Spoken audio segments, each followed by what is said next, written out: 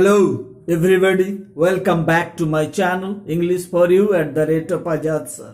Voice made easy. এই সিরিজের আমরা আজকে দ্বিতীয় ভিডিও আপলোড করতে যাচ্ছি। আমরা ইতিমধ্যে ফার্স্ট ভিডিওতে আলোচনা করে ফেলেছি সিম্পল প্রেজেন্ট, সিম্পল পাস্ট এবং সিম্পল ফিউচার টেন্সকে কিভাবে অ্যাক্টিভ ভয়েস থেকে প্যাসিভ ভয়েসে রূপান্তরিত করব। অর্থাৎ আমাদের অ্যাক্টিভ টু প্যাসিভ ভয়েসের যে ট্রান্সফরমেশন সে সম্পর্কে কিন্তু ডিটেলসে আমরা আলোচনা করেছি। আর আজকে কিন্তু আমরা আলোচনা করব কন্টিনিউয়াস টেন্স, অর্থাৎ প্রেজেন্ট কন্টিনিউয়াস এবং পাস্ট কন্টিনিউয়াস, এই দুটো টেন্সকে কিভাবে আমরা অ্যাক্টিভ ভয়েস থেকে প্যাসিভ ভয়েসে ট্রান্সফর্ম করব। আজকের এই ভিডিওতে আমাদের থাকবে অ্যাক্টিভ ভয়েসে প্রেজেন্ট কন্টিনিউয়াস টেন্সের স্ট্রাকচার কি হবে, কিভাবে আমরা প্রেজেন্ট কন্টিনিউয়াস টেন্সকে চিনব, তার সঙ্গে সঙ্গে থাকবে প্রেজেন্ট কন্টিনিউয়াস টেন্সকে আমরা কিভাবে অ্যাক্টিভ থেকে প্যাসিভ ভয়েসে রূপান্তরিত করব তার নিয়মাবলীগুলো, সঙ্গে থাকবে এক্সাম্পল। আর পাস্ট কন্টিনিউয়াস টেন্সকে আমরা কীরকম ভাবে অ্যাক্টিভ ভয়েস থেকে প্যাসিভ ভয়েসে করতে যাওয়ার জন্য যেটা আগে দরকার সেটা হচ্ছে কি আমাদেরকে চিনে নিতে হবে যে অ্যাক্টিভ ভয়েসে এই পাস্ট কন্টিনিউয়াস টেন্সের সেন্টেন্সের স্ট্রাকচার কি হবে, তাকে কি দেখে আমরা চিনতে পারবো এবং তার সঙ্গে সঙ্গে কোন নিয়মগুলো আমরা ফলো করে এই অ্যাক্টিভ ভয়েস থেকে পাস্ট কন্টিনিউয়াস টেন্সকে কিন্তু আমরা প্যাসিভ ভয়েসে ট্রান্সফর্ম করতে পারবো সে বিষয়ে। আর উভয় ক্ষেত্রেই কিন্তু আমরা ভিডিও আলোচনা করব একটা ট্রিক্স নিয়ে, যে ট্রিক্স দিয়ে কিন্তু আমরা খুব সহজেই বুঝতে পারবো কিভাবে আমরা আইডেন্টিফিকেশনটা করা দরকার, অর্থাৎ প্রেজেন্ট কন্টিনিউয়াস টেন্স এবং পাস্ট কন্টিনিউয়াস টেন্সকে। তাহলে আমাদের মূল আলোচনাতে ঢোকার পূর্বে তোমাদের প্রতি আবেদন রইল, যারা আমার এই চ্যানেলটাতে প্রথমবারে এসছো এবং আমার চ্যানেলটাকে ইতিমধ্যে সাবস্ক্রাইব করনি, তারা আমার এই চ্যানেলটাকে সাবস্ক্রাইব করো, লাইক, কমেন্ট এবং শেয়ার দিয়ে আমার এই চ্যানেলটাকে তোমরা আরো বেশি সমৃদ্ধ করবে এই আশা রাখছি। শিখবে তোমরা, শেখাবো আমি। এইবার তাহলে আমরা শুরু করতে যাচ্ছি আজকের মূল আলোচনা। দেখো, প্রেজেন্ট কন্টিনিউয়াস টেন্স কিরকম ভাবে গঠন করা হয় আমরা জানি ইতিমধ্যে। নো টেনশন ইজি টেন্স সিরিজে তার স্ট্রাকচার এবং বাংলাতে কি অবস্থায় ক্রিয়াপদকে পায় সে বিষয়ে কিন্তু ডিটেলসে আলোচনা করা হয়েছে। তবে আজকে আবার আমরা এই টেন্স ভয়েসটা যখন চেঞ্জ করতে যাচ্ছি তখন আবার আমরা এই স্ট্রাকচারটা নিয়ে প্রথমে আলোচনা করে নিচ্ছি। দেখো, প্রেজেন্ট কন্টিনিউয়াস টেন্স যখন আমরা পাবো সে প্রেজেন্ট কন্টিনিউয়াস টেন্সে আমাদের যে সেন্টেন্সের স্ট্রাকচারটা দাঁড়াবে, অর্থাৎ অ্যাসার্টিভ সেন্টেন্সের যে স্ট্রাকচার সেটা হবে প্রথমেই কিন্তু আমরা সাবজেক্ট বসাবো। সাবজেক্ট বসানোর পর সেই সাবজেক্ট অনুসারে এম, ইজ, আর বসাবো। এম, ইজ, আর বসানোর পর আমরা ভার্বের সঙ্গে আইএনজি যুক্ত করব। ভার্বের সঙ্গে আইএনজি যুক্ত সংক্রান্ত কিন্তু রুলস আমরা জিরো টু হিরো সিরিজে নিয়ে আলোচনা করা আছে বিস্তারিত। এরপরে আমাদের অবজেক্ট যদি দুটো থাকে, ইনডাইরেক্ট অবজেক্টটাকে আমরা প্রথমে বসাবো, তারপরে আমরা ডাইরেক্ট অবজেক্ট বসাবো। আর যদি কমপ্লিমেন্ট থাকে তাহলে সেই কমপ্লিমেন্টটাকে আমরা বসাবো। এই বসানোর পর অর্থাৎ এই হলো আমাদের কি বলো প্রেজেন্ট কন্টিনিউয়াস টেন্সের সেন্টেন্সের স্ট্রাকচার। অর্থাৎ প্রেজেন্ট কন্টিনিউয়াস টেন্স আমরা কি দেখে চিনতে পারবো, অর্থাৎ এই অংশটুকু, অর্থাৎ ভার্বের প্রথমে থাকবে কি এম অবলিক ইজ অবলিক আর, তার সঙ্গে যদি আমরা দেখতে পাই ভার্বের সঙ্গে আইএনজি যুক্ত করা আছে তাহলেই বুঝবো সেটা হচ্ছে প্রেজেন্ট কন্টিনিউয়াস টেন্স। এই প্রেজেন্ট কন্টিনিউয়াস টেন্সকে অ্যাক্টিভ ভয়েস থেকে যখন আমরা প্যাসিভ ভয়েসে রূপান্তরিত করতে যাব তখন আমাদেরকে কি করতে হবে, আমরা যেমন সব ক্ষেত্রেই করে এসেছি একই নিয়মগুলো আমরা ফলো করব। প্রথমে অবজেক্টটাকে আমরা কিসে রূপান্তরিত করব, সাবজেক্টে রূপান্তরিত করব। সাবজেক্টে রূপান্তরিত করার পর সেই সাবজেক্ট অনুসারে আমরা এম কিংবা ইজ কিংবা আর ইউজ করব। এই এম কিংবা ইজ কিংবা আর ইউজ করার পর আমরা বসাবো কি, যে ভার্ব থাকবে নাই আমরা এই আইএনজির জন্য পাবো বিং। এই আইএনজির জন্য আমরা বিং বসাবো। বিং বসানোর পর আমরা সব ক্ষেত্রেই প্যাসিভ ভয়েসে কি ইউজ করে থাকি, ভার্বের থার্ড ফর্ম অর্থাৎ participle form of the verb, সেই পার্টিসিপল ফর্ম অফ দ্য ভার্বকে বসাবো। তারপরে যদি রিটেন্ড অবজেক্ট থাকে তাহলে সেই রিটেন্ড অবজেক্টটাকে আমরা বসাবো। রিটেন্ড অবজেক্ট যদি না থাকে তাহলে আমরা বাই বসাবো, আর যদি রিটেন অবজেক্টকে পাই তাহলে আমরা রিটেন অবজেক্টের পরে বাই বসাবো। তারপরে সবশেষে আমরা কি করব, যে সাবজেক্ট রয়েছে সেই সাবজেক্টটাকে আমরা অবজেক্টে রূপান্তরিত করব। অর্থাৎ আমাদের এই ক্ষেত্রে যে স্ট্রাকচারটা দাঁড়াবে সেই স্ট্রাকচারটা হলো কি, অবজেক্ট সাবজেক্টে রূপান্তরিত হবে। সেই পরিবর্তিত সাবজেক্ট অনুসারে অ্যাম, ইজ কিংবা আর বসাবো। তারপরে ভার্বের সঙ্গে যে আইএনজি যুক্ত থাকে কন্টিনিউয়াস টেন্সে, সেই কন্টিনিউয়াস টেন্সের আইএনজির জন্য আমরা পাবো বিং। সেই বিং বসানোর পর ভার্বের থার্ড ফর্ম অর্থাৎ V3 ফর্ম বসাবো। V3 ফর্ম বসানোর পর যদি রিটেন্ড অবজেক্ট থাকে সেই রিটেন্ড অবজেক্ট বসাবো। রিটেন্ড অবজেক্ট বসানোর পর আমরা বাই বসাবো। তারপরে আমরা কি করব, সাবজেক্টকে অবজেক্টে রূপান্তরিত করব। এইবার আমরা এক্সাম্পলের সাহায্যে আজকের এই যে স্ট্রাকচার সেই স্ট্রাকচারটাকে নিয়ে আমরা আলোচনা করছি। দেখো প্রথমে আমি একটা এক্সাম্পল দিচ্ছি। আই অ্যাম রিডিং আ বুক।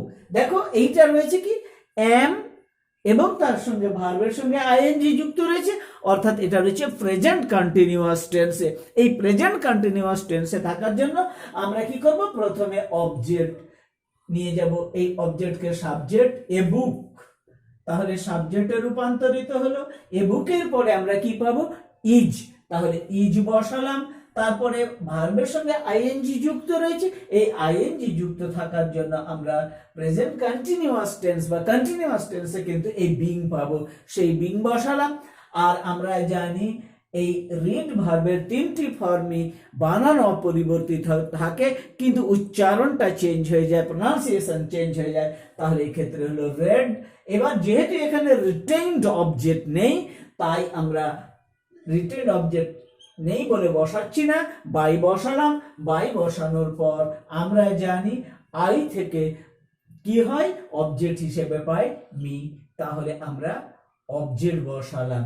এইবার আরো একটা এক্সাম্পল দিই, যে এক্সাম্পলে কিন্তু আমাদের কি থাকবে, রিটেইনড অবজেক্ট সহ থাকবে।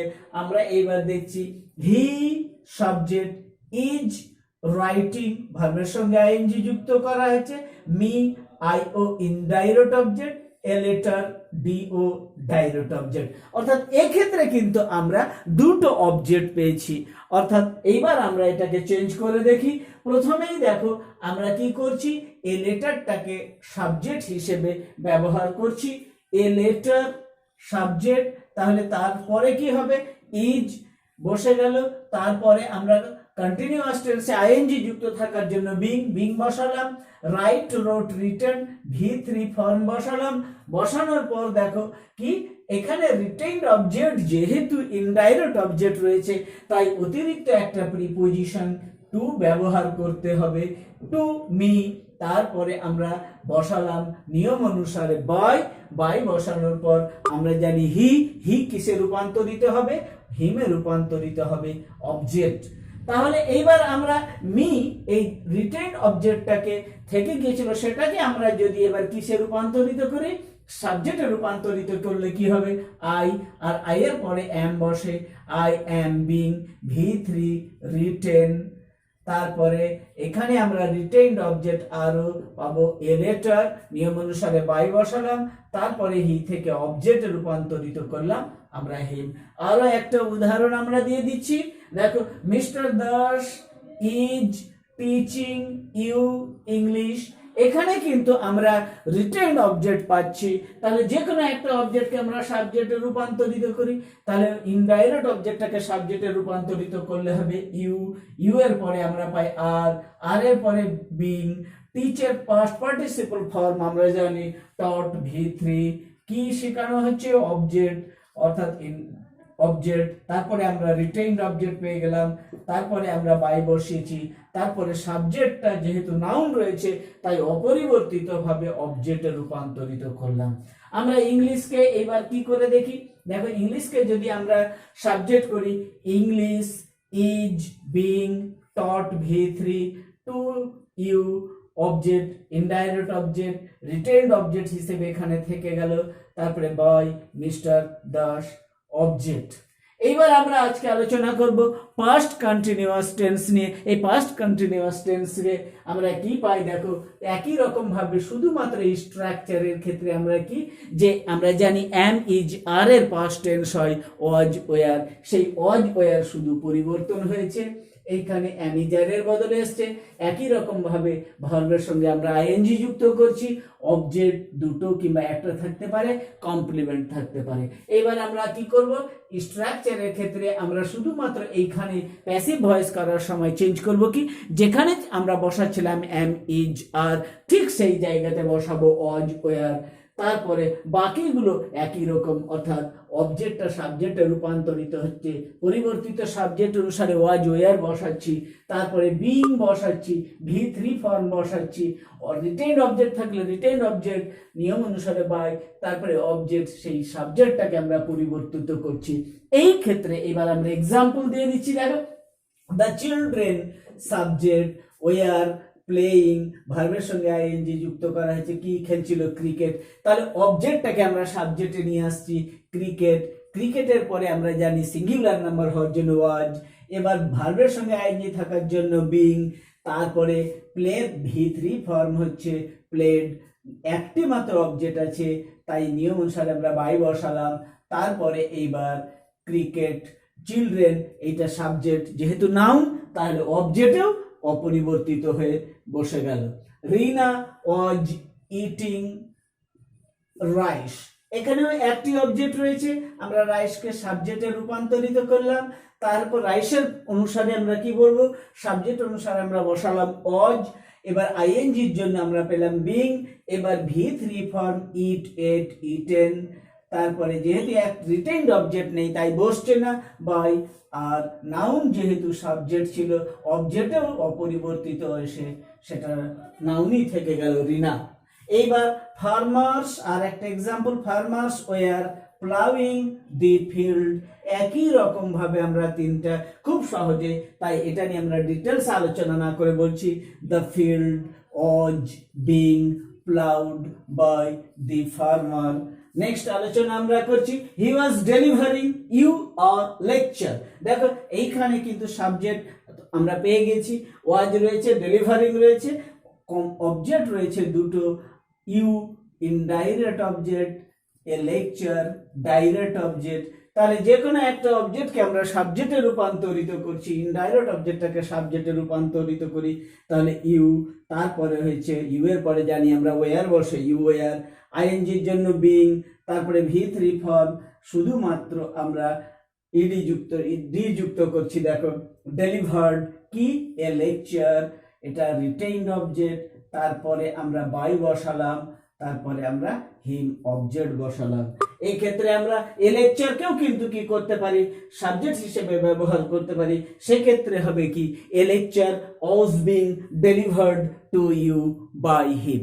অর্থাৎ আমরা একটি কথা মনে রাখি, ট্রিক্স হিসেবে যদি দেখি তাহলে কি হবে, এই কন্টিনিউয়াস টেন্স অর্থাৎ প্রেজেন্ট কন্টিনিউয়াস এবং পাস্ট কন্টিনিউয়াস টেন্স উভয় ক্ষেত্রে কি থাকবে, হয় এম ইজ আর তার সঙ্গে ভার্বের সঙ্গে আইএনজি যুক্ত হয়ে থাকবে, কিংবা ওয়াজ ওয়ার তার সঙ্গে ভার্বের সঙ্গে আইএনজি যুক্ত হয়ে থাকবে, তখন আমরা এই এম সাবজেক্ট এম ইজ আর বসাবো কিংবা ওয়াজ ওয়ার বসাবো, এই ভার্বের সঙ্গে যে আইএনজি যুক্ত আছে এই আইএনজির জন্য আমরা বিং BEING বিং অতিরিক্ত ইউজ করব। বাকি স্ট্রাকচারগুলো আমরা যেরকম ভাবে সিম্পল টেন্সের ক্ষেত্রে করেছিলাম একই রকম ভাবে থাকবে। আশা করি তোমাদের এই কন্টিনিউয়াস টেন্স নিয়ে আর কোনো কনফিউশন থাকবে না, তোমরা খুব সহজেই এই দুই ধরনের কন্টিনিউয়াস টেন্সের ভয়েস চেঞ্জ অ্যাক্টিভ থেকে প্যাসিভ এবং প্যাসিভ থেকে অ্যাক্টিভে রূপান্তরিত করতে পারবে। That's all for today.